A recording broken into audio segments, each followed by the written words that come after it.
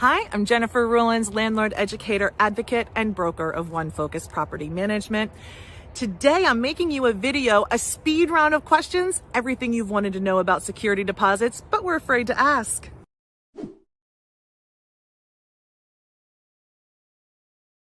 The amount of security deposit that you can collect is based on the Pennsylvania security deposit laws. That says upon the acceptance of a new tenant, the maximum amount of security deposit that you can collect is equal to 2 months. So 2 months of the rent. So if the rent's $1,000, the maximum security deposit you can collect is $2,000. Now, here's the catch.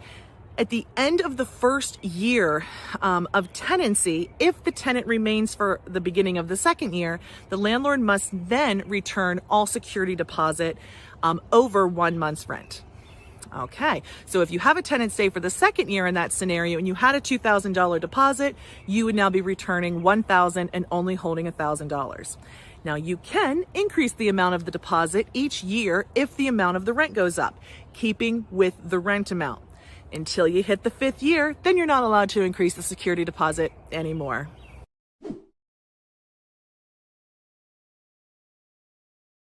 When you collect the security deposit is really a matter of personal preference. A good business decision would be to collect that security deposit before you rent the property.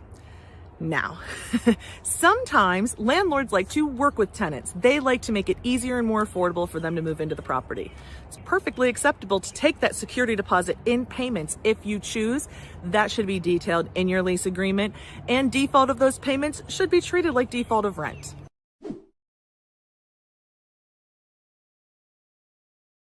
Where you keep the security deposit for the first 2 years of tenancy is really up to you.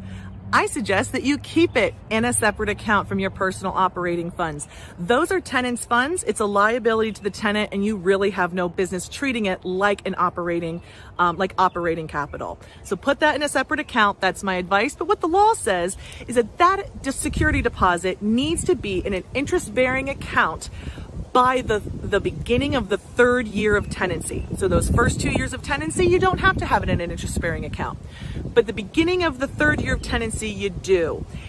Then, at the end of each year, starting at the end of the 3rd year, you must send the interest earned on those funds to the tenant each year.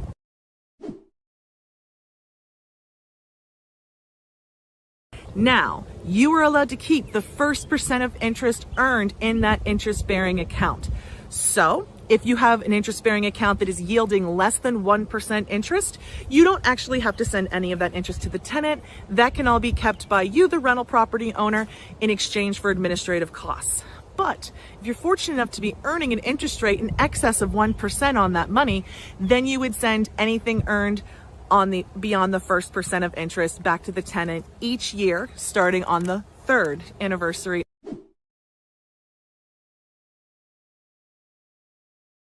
You can withhold from the security deposit the actual cost paid for repairs made to the property beyond normal wear and tear. So as a result of the tenant's actions, if there were damages to the property, again, beyond normal wear and tear, you can charge exactly what it cost you to fix those. If you don't fix it, if you don't have a receipt, you can't charge for it. So you can't say, well, you caused this damage, but I'm not going to make the fix, but I'm going to charge you the damage anyway. Can't do that. You can charge for cleaning and carpet cleaning if that's what's required to get the property back to the move-in condition.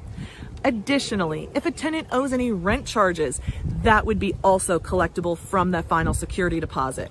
Things like utility reimbursement. So if the tenant owed some utilities or turned the utilities off early and had additional utility responsibility under the lease, then you could also keep that too.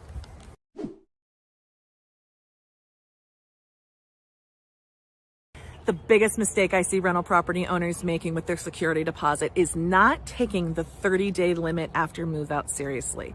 So in Pennsylvania, rental property owners have 30 days from the date of move-out, that is the date the possession was returned to the landlord, to return the security deposit less any appropriate fees, along with an explanation of why they're withheld.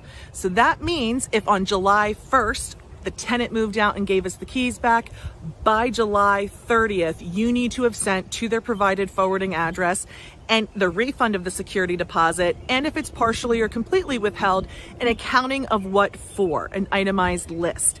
Now, this doesn't have to be itemized down to every nail and board used, but touch-up wall repairs, this amount. Countertop repairs, this amount. Cleaning, this amount. That's how you do that. So you have to send it within 30 days, because if you don't send it within 30 days, you're actually not allowed to keep any of the security deposit for any reason. And if the tenant sues you, you're gonna owe twice the amount of the security deposit to them. So take that 30-day limit really seriously and make sure you send out those security deposit refunds. I love bringing this information to you. These videos are designed for rental property owners and aspiring rental property owners. So if you liked this, please share with a friend, subscribe to the YouTube channel, send people to our social media. We really love meeting real estate investors and helping them achieve their dreams. So if you ever need help with your property management in North Central Pennsylvania, I hope you're going to reach out to One Focus Property Management. All right, folks, have a great day.